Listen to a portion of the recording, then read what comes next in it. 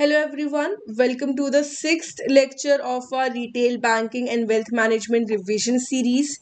We in this series are revising all the units of all the modules of our RBWM paper. Today we'll be discussing the unit 6 of our module B, which is the product development process. So we know that product is the starting point of the marketing of the banking, retail banking. It is basically the fulcrum, everything is centered around it. So anything that has the capacity to provide satisfaction, use and return desired by the customer, that is a bank product. So there's a very huge importance of product and the relevance of the product from the customer side. So it is important that we understand the product life cycle, the various stages in the life of the product, from when it is newly introduced, then as time passes by, what are the stages till the decline stage, and each stage will have different impact on the sales. So the characteristics of each stage is important for us to understand. All right. So this is the graph of the product life cycle. On the x-axis, you can see time. On the y-axis, you can see sales. So this graph, as you can see, as time is increasing, we can say that the sales is also increasing, but only up to a certain point. So we start with the first stage when the product is introduced in the market. Here, as you can see, the sales are very low. In fact, the revenue in the first stage will be less than the expenditure. Why? Because the customer doesn't know about the product. The customer awareness is less. The product has not yet become popular, right? So there will not be much demand. The profits here are not yet starting. The profits will be generated in the second stage, which is the growth stage. So now with marketing, with popularity, the customer awareness will increase.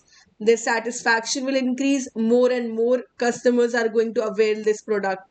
So here the sales and revenue will increase. Then will come the third stage. As you can see, this is the maximum. Here, the maximum profit that a product can derive, it is arrived at in the third stage, which is known as maturity. Beyond this, profit cannot be increased. Why? Because now, seeing the popularity of the product, other banks will also start introducing their version of it. So, competition will enter into the market. They will have better understanding, they can use better technology, they can enhance the product. So the customers will switch over to the new products introduced by the newer banks. And then if the bank which had in the first place introduced this product, they do not take steps to keep the product in the market, to make it attractive, to bring in new enhancements in it, then we will reach the decline stage in which the profits will now start declining, the sales volume will decrease. All right. So this is the product life cycle. However, it is not important that all the products they go through all of these stages. Sometimes a product, when it is introduced, immediately they will see a growth spurt, right?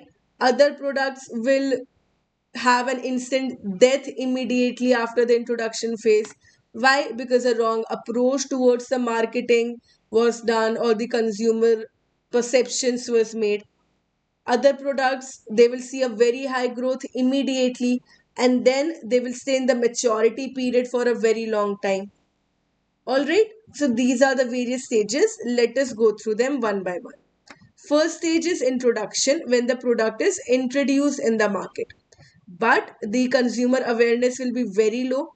So the sales volume will be low, revenue will be not sufficient to cover the cost of producing, marketing and servicing it. So in this stage, the expenditure will be more than the revenue. Profits will be zero. It happens, why? Because it takes time for the product to occupy the minds of the customers. The customers will slowly understand the importance of the product. Then will come as the time passes by, the product remains in the market, we do some marketing about it. Then we will enter in the growth stage. The sales volume picks up, the product is likely to break even. Break even means the costs will now be equal to revenue. This is the marginal cost will equal to the marginal revenue. And after this point, the marginal revenue will be more than the marginal cost. It starts generating profit for the organization. So revenue minus expenditure, now we will have profits. The awareness of the product will be more and it will result in the growth. Then we will enter the third stage, which is maturity. More growth and the sales volume peaks. Peaks means maximum.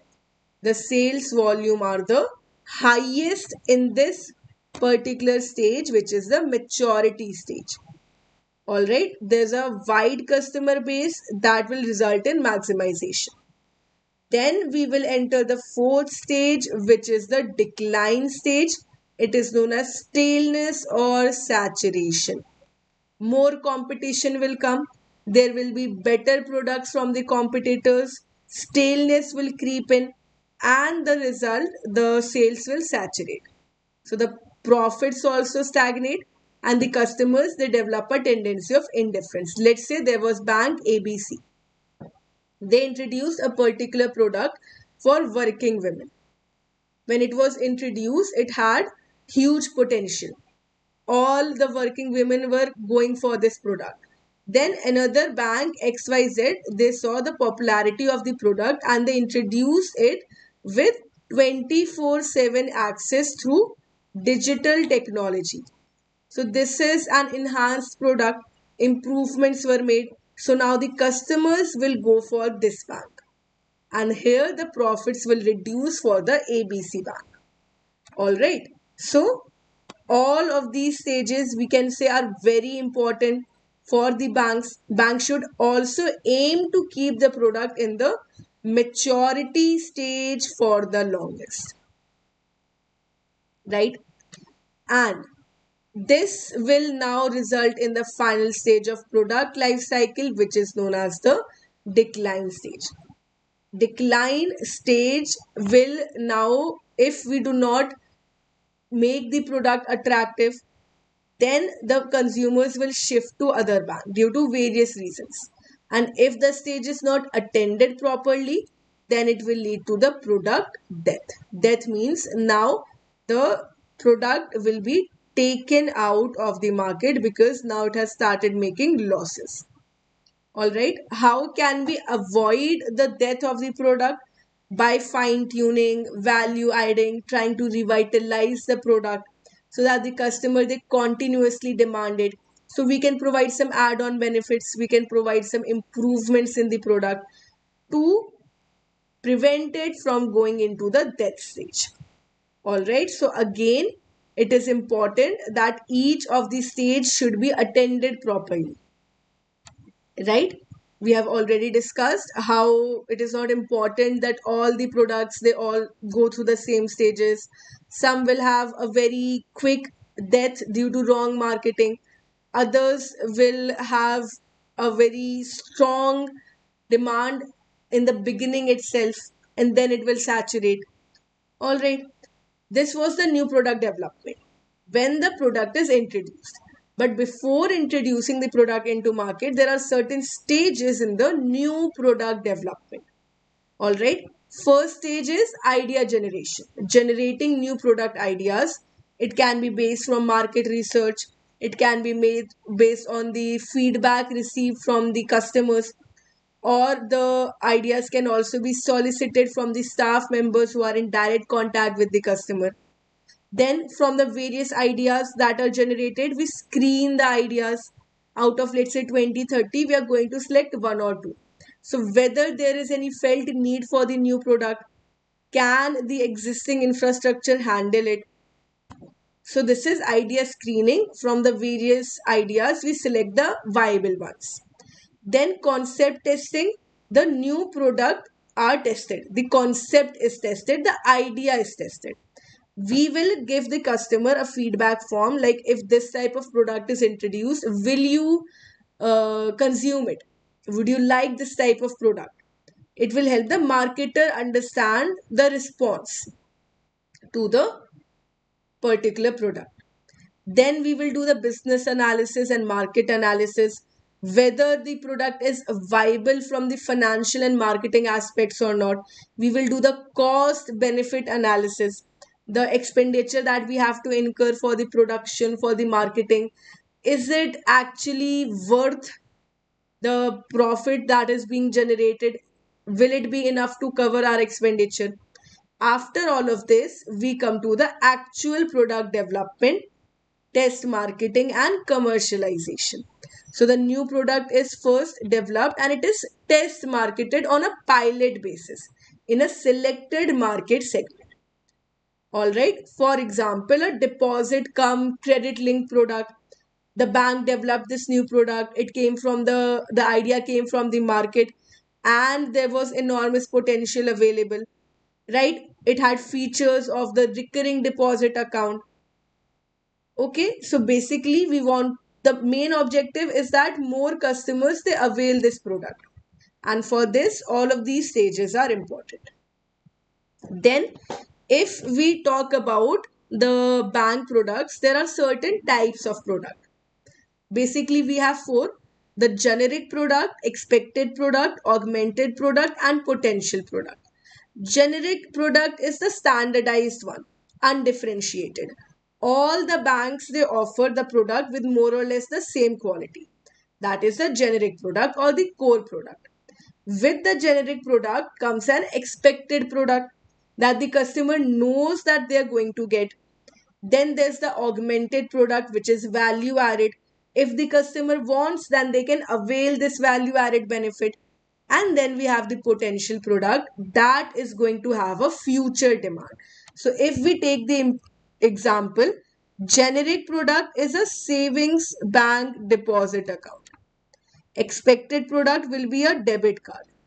And in today's time, mobile banking is also expected. Augmented product can be, let's say, along with the savings deposit, the bank is offering us insurance. And potential product can be something that has a demand in the future. So the debit card, contactless or cardless withdrawal from ATM. This is a potential product. All right. So the generic product is unbranded and undifferentiated. It is a core product like saving bank account, current account, term deposit. They get an identity through a name. For example, the bank can use the term reinvestment deposit.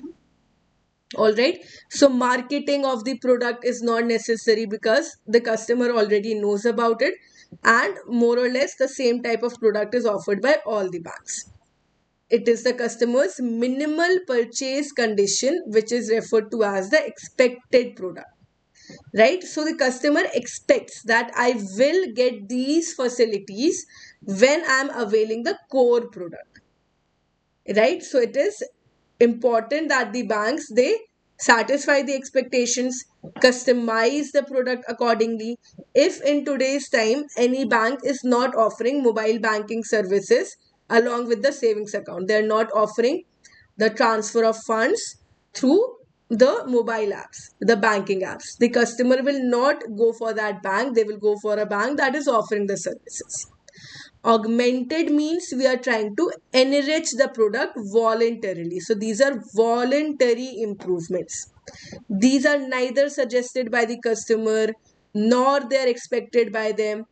The bank marketer, for example, if I am going to the market to purchase, let's say, tea, along with the tea, the marketer is giving me a cup that is free, right? Or buy one, get one free. These are what? These are voluntary improvements. These will augment the product by adding an extra facility or extra feature. So, along with the savings account, and insurance product will be augmented. And potential means something that might be done to attract and hold the customer. It is based on suggestions. It is tomorrow's product and it has enormous scope for improvements in the future. For example, availing the service from the site of the customer. Doorstep banking. This is what? This is a potential product. Right now, this product is not introduced, but it is expected that when it will be introduced, it will have a huge demand. So the technology sensitive banking scenario, offering the customer banking services from their place 24/7, anytime, anywhere, cardless cash withdrawal. All of these are what? These are the potential product that will have a demand in the market in the future. All right. So with this, I hope you are able to understand about the development of the product over a period, how each and every stage of the product results in some value addition, right? Basically, the main goal is satisfaction of the customer to the maximum possible extent. Redesigning the product, continuously reviewing it.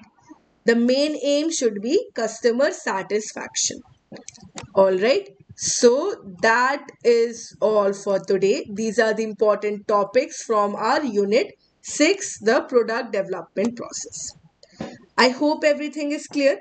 If you have any doubts, you can let me know in the comment section.